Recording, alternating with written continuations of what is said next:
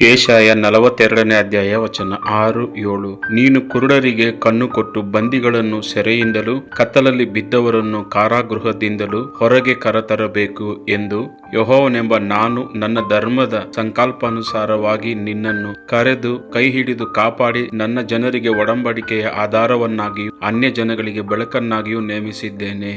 Isaiah chapter 42 verse 6-7.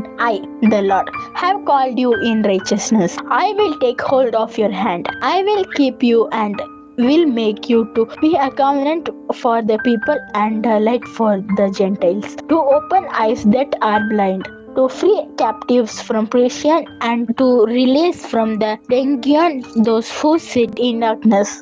यशाया अध्याय 42 वचन 6 और 7। मुझे यहोवा ने तुझको धर्म से बुला लिया है, मैं तेरा हाथ थाम कर तेरी रक्षा करूंगा। मैं तुझे प्रजा के लिए वाचा और जातियों के लिए प्रकाश ठहराऊंगा, कि तू अंधों को आंखें खोले, बंदियों को बंदी गृह से निकाले और जो अंधियारे में बैठे हैं उनको कालकोठरी से निकाले।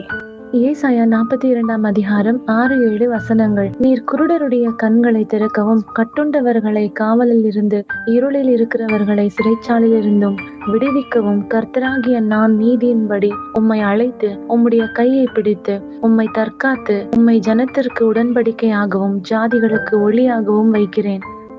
యెషయా 42వ అధ్యాయం 6వ వచనం 7వ వచనం. గ్రుడ్డివారి కన్నులు తెరచుటకును, బంధింపబడిన వారిని చెరసాలలో నుండి వెలుపలికి తెచ్చుటకును, చీకటిలో నివసించు వారిని బందీ గృహంలో నుండి వెలుపలికి తెచ్చుటకును, యెహోవా నగు నేనే నీతి విషయములలో నిన్ను పిలిచి నీ చేయి పట్టుకొని ఉన్నాను.